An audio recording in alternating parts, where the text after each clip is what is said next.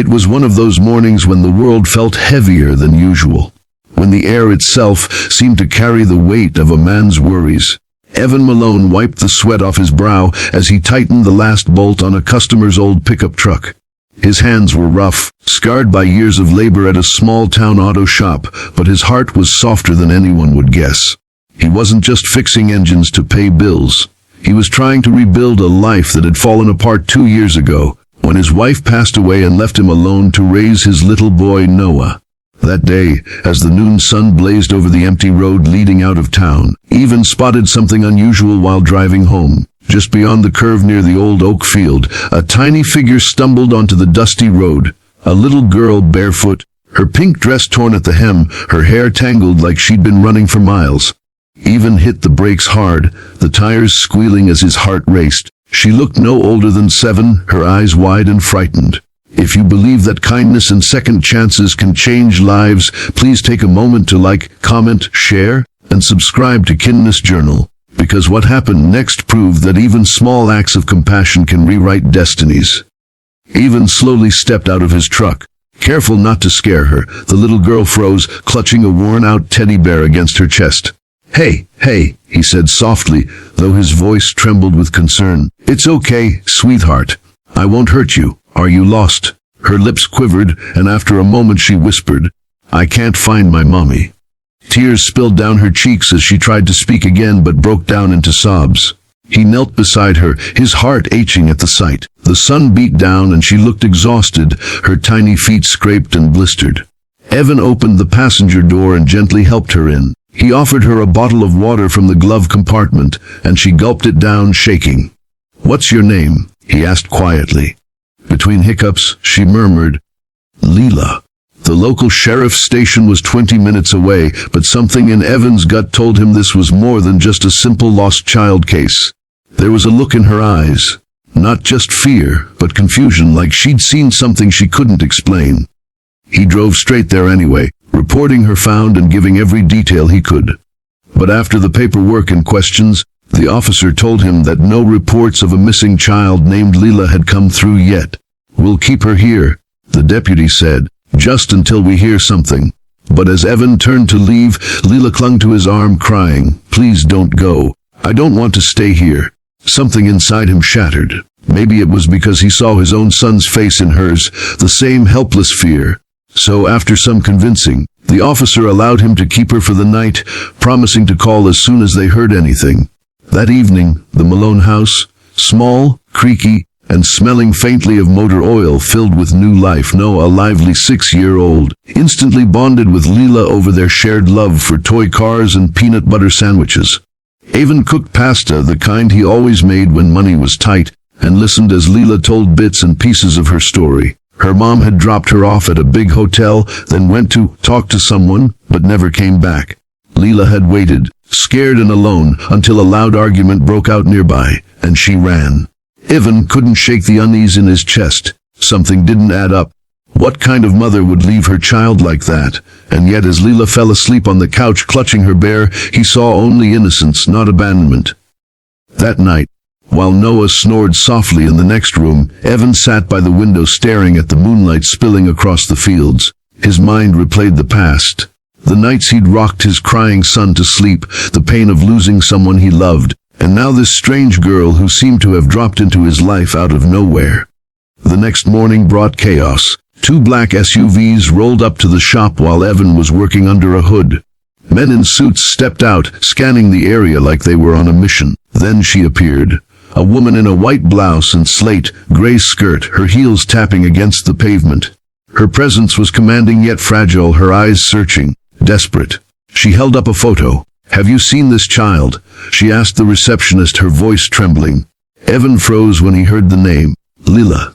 He stepped out, grease-stained and cautious. The woman turned, and for a moment, time seemed to stop. Her face was striking, but her expression was fractured with pain. "You found her?" she asked, tears welling in her eyes. He nodded slowly. Her name was Vivienne Hartley, CEO of Hartley Innovations.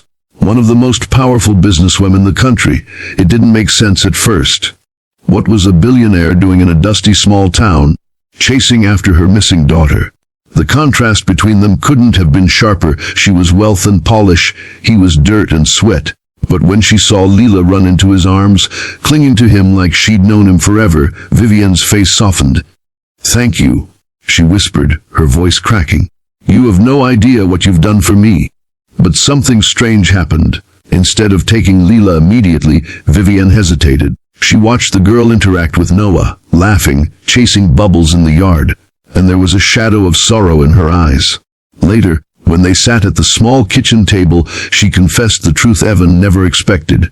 Vivienne's husband had died in a plane crash months earlier, and ever since, her world had collapsed under the weight of board meetings, investors, and vultures trying to take over her company. She had trusted her assistant to watch Leela for an hour while she handled an emergency call, and when she returned, both were gone. The assistant had disappeared, leaving her terrified and guilt-ridden. For weeks, she'd hired private investigators and begged the police for leads. Lila had been her entire world, the only light left after tragedy, and losing her nearly destroyed her.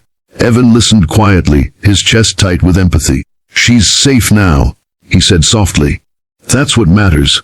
Vivienne nodded, but her gaze lingered on him for a moment longer than expected. "You're good with children," she said.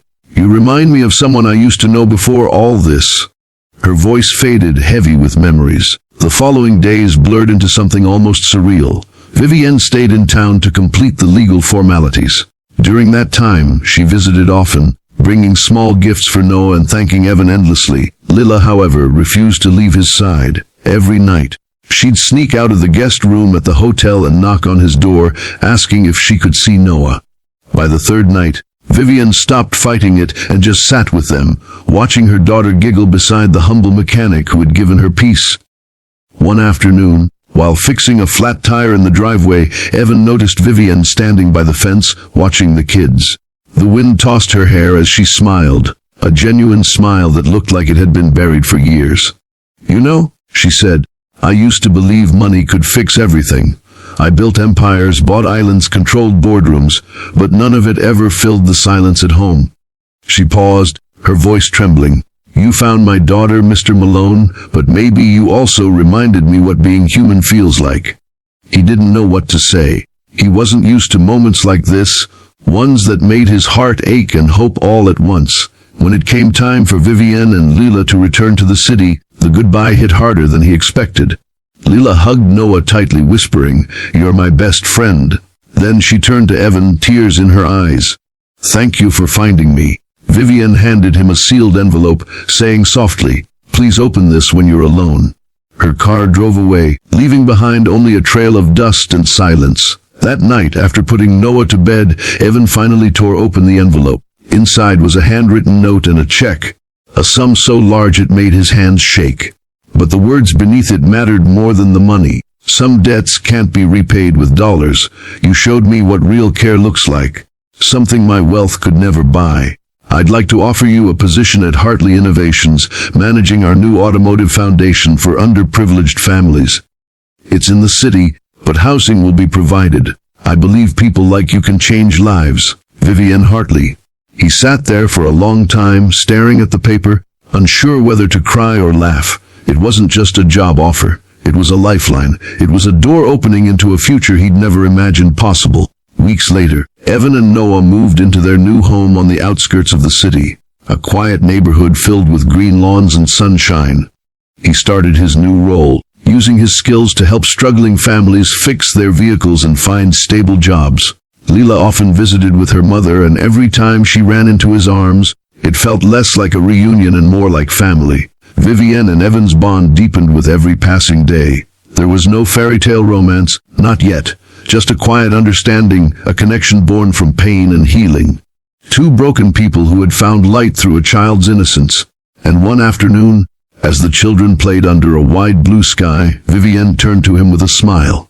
"You didn't just find my daughter, Evan," she said softly. "You found me too." If this story touched your heart, please take a moment to like, share, and subscribe to Kindness Journal. Because in a world that often feels cold, your kindness can keep stories like this alive.